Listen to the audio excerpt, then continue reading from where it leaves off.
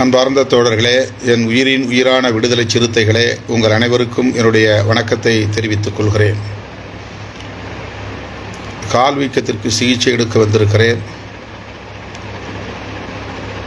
அதனால் நேரம் கட்ட நேரத்தில் உங்களோடு நான் இந்த இணைப்புக்கு வந்திருக்கிறேன். நள்ளிரவை தொடும் நேரம் என்றாலும் இப்போதுதான் சற்று நேரம் கிடைத்திருக்கிறது. முக்கியமான சில தகவல்களை உங்களோடு நான் பகிர்ந்து கொள்ள விழைகிறேன். ஏப்ரல் 19ஆம் தேதி தமிழ்நாட்டிலே வாக்குப்பதிவு நடந்தது. ஏறத்தாழ 20 நாட்கள் நான் தமிழ்நாட்டில் என்னுடைய தொகுதிகளிலும் நம்முடைய தோழமை கட்சி வேட்பாளர்களின் தொகுதிகளிலும் பிரச்சாரம் செய்தேன். காலை 8 அல்லது 9 மணிக்கு வண்டியில் ஏறினால் இரவு 10 மணிக்குத்தான் வண்டியை விட்டு இறங்க முடியும் என்பது உங்களுக்கு தெரியும். ஒரு நாளைக்கு தொடர்ந்து 13 மணி நேரம் அல்லது 14 மணி நேரம் பிரச்சார வண்டியில் நின்றபடியே வாக்கு சேகரித்ததால் வழக்கம் போல கால்கள் இரண்டும் கடுமையாக வீங்கி போய் பெரும் இன்னலுக்கு ஆளானேன்.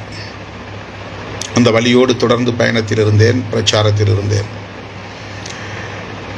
தேர்தல் வாக்குப்பதிவு முடிந்த பிறகு 20ஆம் தேதி அரியலூருக்கு சென்று அங்கே வாக்குப்பெட்டிகள் வைக்கப்பட்ட இடத்தை பார்த்துவிட்டு 21ஆம் தேதி சென்னை வந்து அன்று இரவே நான் கர்நாடகாவுக்கு பெங்களூருக்கு வந்துவிட்டேன். அவ்வளவு கால்கள் வீக்கம் இருந்தும் கூட மருத்துவமனைக்கு செல்ல மனமில்லை. கர்நாடகாவிலே வாக்குப்பதிவுக்கான தேர்தல் தேதி நெருங்கிவிட்ட நிலையில் தோழமை கட்சி, காங்கிரஸ் கட்சி வேட்பாளர்களுக்கு நம்முடைய வேட்பாளர்கள் போட்டியிடுவதனால் ஒரு நெருக்கடி ஏற்பட்டிருக்கிறது என்கிற தகவலை கர்நாடக மாநில காங்கிரஸ் கட்சியின் சார்பில் எனக்கு எடுத்துரைத்தார்கள். குறிப்பாக துணை முதல்வர், அவருடைய உடன்பிறப்பு ஆகியோர் எனக்கு அந்த தகவலை சொல்லி, காங்கிரஸ் கட்சியை ஆதரிப்பது கர்நாடக அரசியலுக்கு மிக முக்கிய தேவையாக இருக்கிறது என்பதை எடுத்துச் சொன்னதன் அடிப்படையில் நான் பெங்களூருக்கு 4 நாள் பயணமாக உடனே வந்து சேர்ந்தேன் என்பது உங்களுக்கு தெரியும். அதன் பிறகும் ஓய்வில்லை. பின்னர் தெலுங்கானாவுக்கு சென்றேன் 2 நாட்கள்.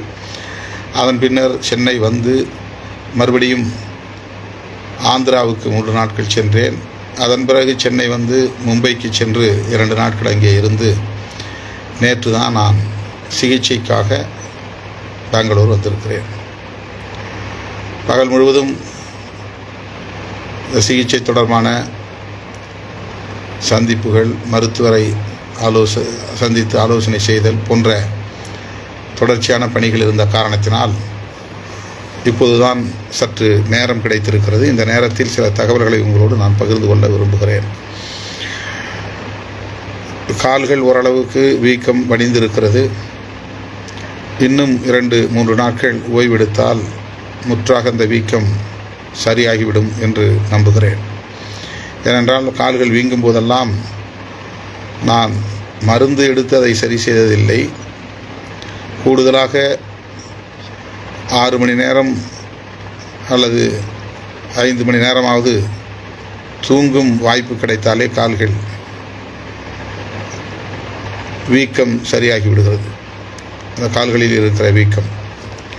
ஆகவே இங்கு இப்போது நான் ஓய்வெடுப்பதற்கு அல்லது உறங்குவதற்கு சற்று கூடுதலாக வாய்ப்பு கிடைத்திருக்கிறது. எனவே விரைவில் கால்கள் இரண்டும் வீக்கம் வடிந்து குணமாகிவிடும் என்று முதலில் மகிழ்ச்சியோடு தெரிவித்துக் கொள்ள கடமைப்பட்டிருக்கிறேன். இன்னும் உடல் சோர்வு இருக்கிறது, தொடர்ச்சியான அலைச்சல், உறக்கமில்லாத ஒரு நிலை. ஆகவே இந்த 1 வார காலத்தை நான் பயன்படுத்தி சற்று ஓய்வெடுத்துக்கொள்ள, அதன் மூலம் கால்கள் வீக்கம் குணம் பெற இடம் இருக்கிறது என்பதை